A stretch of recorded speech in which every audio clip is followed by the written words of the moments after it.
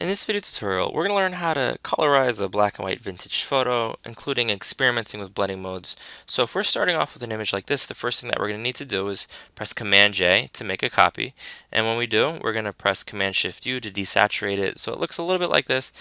And then what I notice is that when I look at this mom's face right here, on, in this case, layer copy 1, it's a little bit dark. So what we're going to do is we're going to lighten it up a little bit using this tool, which we're going to refer to as the dodge tool. The burn tool, on the other hand, darkens elements of the image. The dodge tool lightens it up. So we're going to lighten up mom's face just a little bit because that's going to make for greater contrast later on when we're adding color. So if we're looking at this baby's face, who I suspect is Carly, what we're going to do first is we are going to add a little bit of color. We're going to use this skin complexion palette to sort of help us out, and I think I selected number 12, and what I did is I simply used the paintbrush and I just brushed right on over her face, and I applied the color mode. I wasn't sure which blending mode at first to use, so I used the eyedropper tool to select the color, and then I started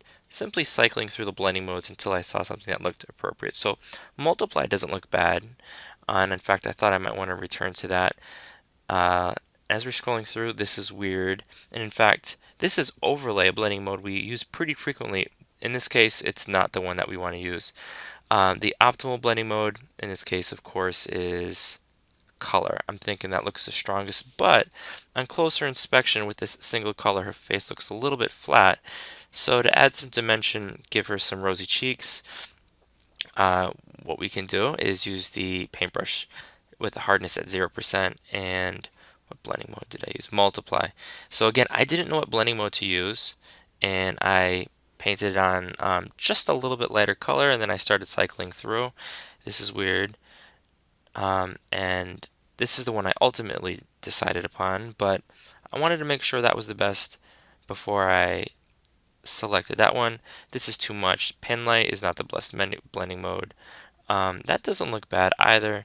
Color doesn't really have that much of an impact. Multiply it is, and so on and so forth. So we added a little bit of hair, and with the hair I dropped the opacity down from 100%.